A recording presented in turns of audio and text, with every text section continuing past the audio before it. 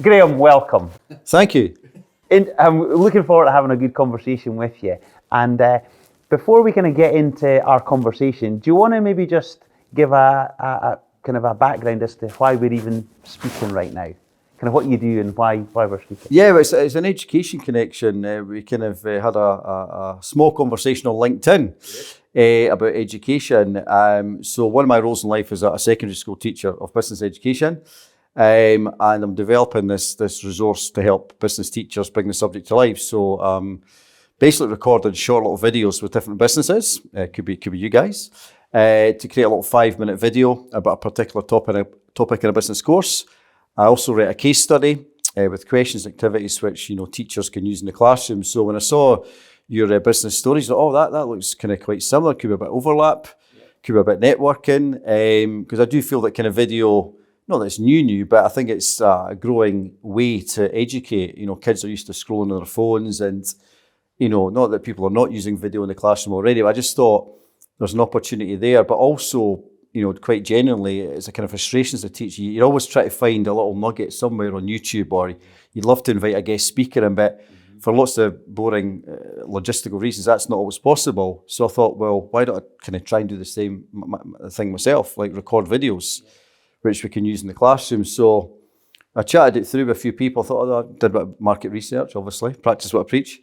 And then here we are. I've recorded, pushing on for 20 videos and written 20 case studies, and it's going quite well. Just in a sort of little launch, we're going to kind of try and promote it around Scotland and beyond as a resource, basically to help business teachers, bring different topics to life. Yeah, and all under the banner of Get Real Business. Yeah. So it's every business thinks for ages about names. Some come quicker than others, but it was try to get the balance between being really obvious but not like too cheesy. Yeah.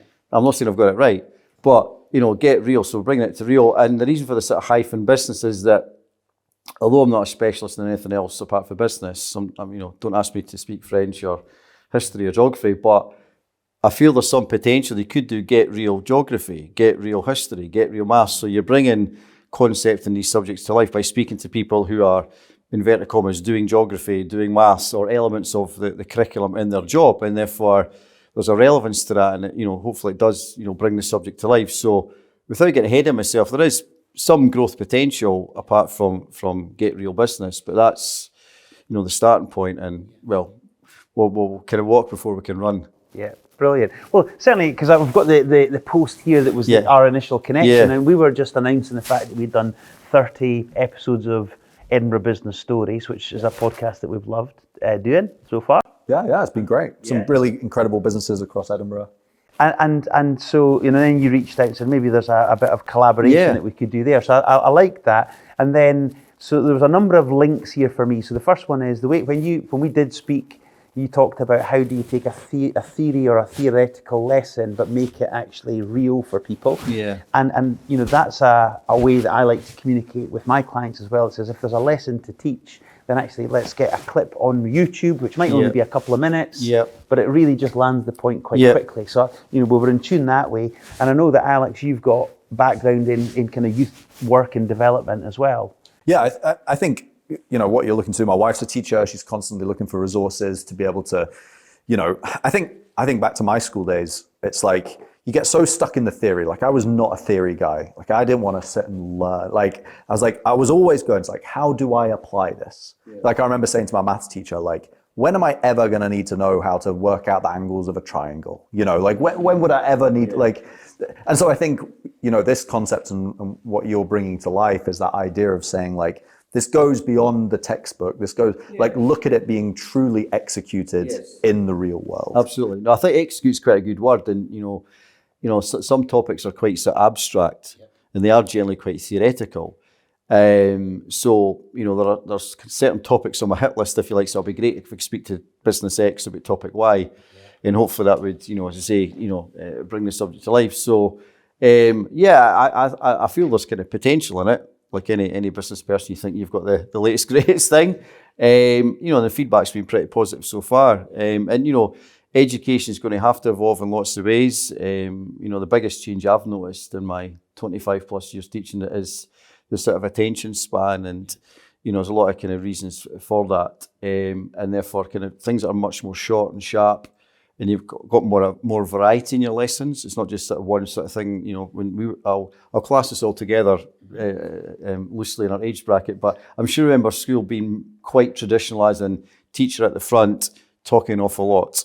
Maybe been a little bit of variety in that, but those days are gone or should be gone. And therefore, I think as teachers, as education, we've got to be much more creative. For lots of reasons, not least of how technology rules our lives. But I think the attention span and just the variety and giving a bit more creativity in the classroom. Because I challenge my kids and say businesses are always creative. Even like simple water. I mean, how many brands of bottled water we've got these days, and it's just water. So businesses are having to constantly evolve and innovate. So try to give kids the opportunities to be creative and think. And why is that business doing that? Or just get them to think a bit deeper. So. I would like to think that the video resource will help with that and, spark a few light bulbs off in kids' heads and ultimately, help them learn about the topic. Well, it's interesting. I kind of, when I spoke to you, I was thinking back to Robin Williams and Dead Poets Society, which of course is an amazing film about an inspiring teacher who was passionate and really cared for the kids and how they learn. And for me, that really struck a chord when you were doing it this way. And it also chimed with when I first started business coaching, and I remember the guy, Brad Sugars, who actually founded the business. And one of the things that he said very early on was this idea of, look, our job, business owners are really busy. We've got tons of things on their mind. He says, we want to make sure that we can make things as simple as we can so people can understand the concept so that, and once they understand, they tend to then be better able to implement, and when people implement things, they get results. Yeah. And those 4 words, simple, understand, implement, and results, is really kind of what I'd like to take into how I would then educate, my clients. And for me, I love the angle. And so on that, then give us a little bit. Can you give us examples of the type of case studies that you've done so far, and maybe some of the ones that you'd like to have for the future? I mean, I was trying to get a balance of, kind of big hitter companies that are well-known brand names, which is easier said than done, but if I can sort of name drop just now, there we go. So I managed to get Starbucks. I mean, I just literally lifted the phone and tried to make a connection. A couple of weeks short, I got a meeting with an area manager in Edinburgh, up at kind of Brunsfield, and he was great. We had a chat over email, what topic it could be, and I thought, right, recruitment, motivation in the workplace struck me, having read a bit more about Starbucks and what their kind of sort of principles are, if you like, about creating a kind of culture within their organisation. So we sat down, beautiful sunny day outside, nice Starbucks stuff in the background, looking beautiful. And we talked about recruitment, and we talked about career progression at Starbucks and how that works, and also financial motivators and non-financial motivators, how they try and keep their staff on board and such like. So that's kind of it's quite simple. We just sit down and agree a kind of topic, and then we have a few prompts. We sort of script it to some extent. You obviously got to hit a few key points, and get some nice shots of Starbucks and coffee cups and all the rest of it. So visually for your average teenager, there's something to look at. And then I write up a case study. So in layman's terms, a page of A4 about Starbucks, about the topics, and then I create these questions around about those topics. And I've written it in a way that hopefully it's flexible. So if your son or daughter was in 3rd year at school, then your teacher might use it for that, but you could also use it for a higher class. So hopefully the resource is flexible that you can use it in its entirety, or you might say, listen, I'll just watch the video, and then I've got these other resources which I'm happy with. But so I'd like to think it's kind of flexible that teachers can use it. But so Starbucks came on board. Cineworld is another good one, because I felt like film quite accessible for teenagers as a business. And then I've got kind of on paper smaller ones, like a barber shop. With the barber shop I did, Orbit Smoke Barbers in Craig Lockhart for your hairdressing needs and barbering needs. Get up there. But Angela up there is absolutely fantastic. So passionate. Been a barber for 30 years. Got into the shop. I was sitting in the chair pretending to cut hair. She was cutting somebody's hair as we were chatting. So I made it kind of real, and some nice conversations. And we chose training as the topic. So different methods of training. So you can have on-the-job training and off-the-job training and such like. So easy for me to say, but I really think that kind of helped, as in she did a bit more on the kind of career progression and also the importance of customer service in that environment. So it's not about just cutting hair, it's about your ability to talk to folk. And if you can't talk to folk, then maybe barbering's not for you. So that was excellent, just getting in and about the barber shop. And the other one, which I think was really good because it's a kind of quite a dry topic, was we talk in educating in our course about external factors. So things that are out with the business control, like so the political state, economic state, competitors, things like that. Anyway, spoke to a kind of connection to get Kylo restaurant at in Princess Street. So sat there, chat to the business manager there, and she was absolutely brilliant. Some brilliant anecdotes and stories about laws and how laws implement what they do. I mean, the ability to, you have to train somebody how to sort of cut an orange or cut a lemon. Surely folk know how to cut a lemon, but one guy sued them because he claimed he hadn't been trained properly how to cut a lemon. So it was great from a teaching point of view, as in the importance of complying with the law. You must train people even in what you think is the smallest thing, otherwise you end up getting sued. So it's those little kind of anecdotes in there which will hopefully bring certain topics to life. The theory is, yes, there's political factors and those laws that business must comply with. Well, let's have a kind of wee example. That we can think of examples as teachers, like the minimum wage and things like that, which are external, but other ones that maybe a bit left field, but hopefully the kid will remember because they saw the video about the restaurant and the knife and the lemon or whatever. So that's for me the kind of Rolls Royce model. You get these little stories, little anecdotes about whatever the business, doesn't really matter, but so those are kind of the three that sort of stand out at this stage. But I've got a few of my hit lists. Go on. Where do we want to start? I'd love to get a clothing brand, because I think obviously clothing and fashion is again something that teenagers can relate to now. I'd love to get, I'm going to sound like an old dad here for what's in trend just now, but kind of Hollister, and there's lots of shops at St James Quarter, for example, kind of retailers in there. Lego would be another brilliant one, big toy brand, kids can relate to, when they were younger, and what Lego, we all know what Lego is, but actually what goes on behind the scenes, it's a fantastic brand that stood the test of time. Your Nikes and your Converses and all these sort of guys would be brilliant. But I think it's important that we have, your kind of joiner, your plumber, your electrician, kind of smaller businesses, that trades are not going to disappear, but, their businesses, and probably it's tougher to run those businesses. So what does it take to set up as a sole trader or develop to an LTD and all that goes along with that? So the kind of, I think it's important that kids see the whole range of businesses. Not just the kind of obvious ones like your Starbucks and whatever. And I guess, I'm sure there'll be people who have been on Edinburgh Business Stories or people that we know who actually would just want to lean into the idea of helping, kids understand. Because one of the questions I was being asked there is, what's the reaction been to some of these videos that the kids have seen? I've just been, as we speak, I've just been contesting them out with my classes and a few trusted colleagues. The idea is that it'll be available across Scotland and UK. So at the moment, the model is to, basically schools subscribe to it. And in the perfect world, which we don't live in, then it would be free. So Sunday would kind of sponsor it and the resource would be free. So a few people have tried out, but the most interesting and quite bizarre story was that I did a series with a little parlour ice cream shop in South Queensferry. So for all your ice cream needs, a wee day it gets to South Queensferry.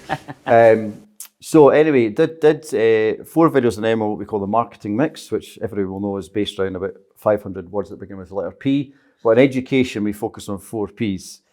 So anyway, I did a video with Scott, the owner of the little parlour, and I've used them a few times, and I gave it to a few sort of trusted colleagues to sort of try out and give me some feedback.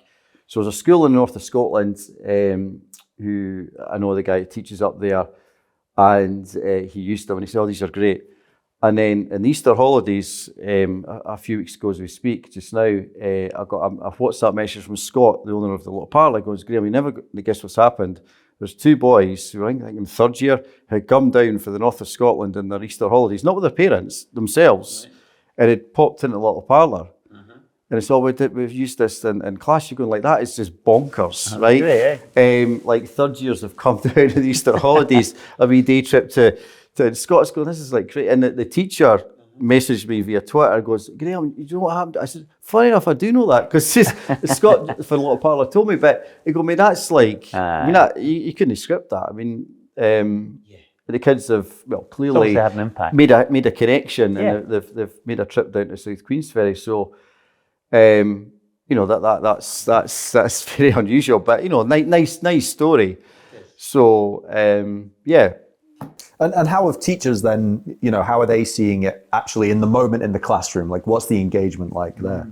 It's good. I mean, I did quite a bit of research with, teachers I know, just to kind of put the feelers out. What do they think? I mean, as I said earlier, I feel there's a sort of market for more video-based kind of learning, using case studies. Not that that's unique by any stretch of the imagination, but there was a positive vibe to that kind of approach, and looking at case studies, looking at real businesses in action, and getting underneath the bonnet to some extent.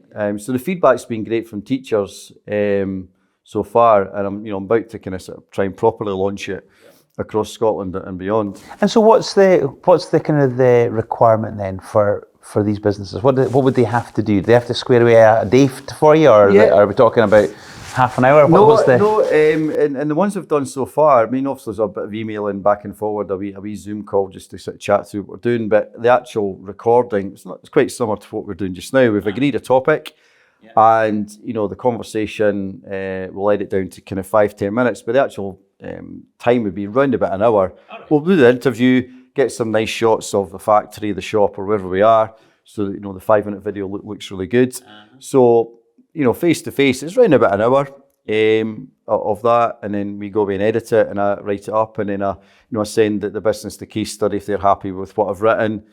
If it's a larger business, they might need to get the okay from further up the food chain to make sure it's okay. So yeah, it's quite a kind of shortish kind of process. And a business might see it as as you said earlier, kind of sort of nice thing to do. They may feel that there's a potential route to kind of, a little bit of PR you can get out of it, I suppose, from a business, in that sense. And to be fair, I think most people would want to do it just because it's helping kids. Do you know? Yeah.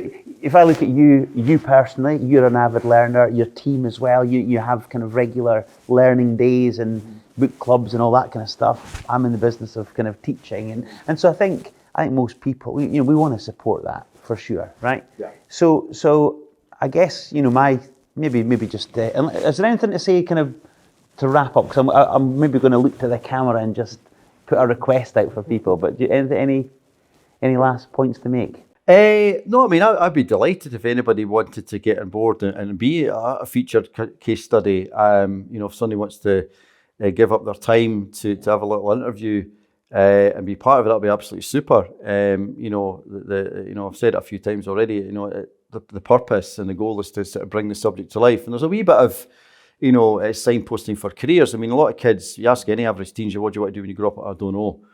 I still don't know. You still don't know as well. You still try to decide, I'm sure. But, some people just don't know. And it's like, it's putting a few light bulbs on or maybe dispelling a few misconceptions, actually, what working for a business might be.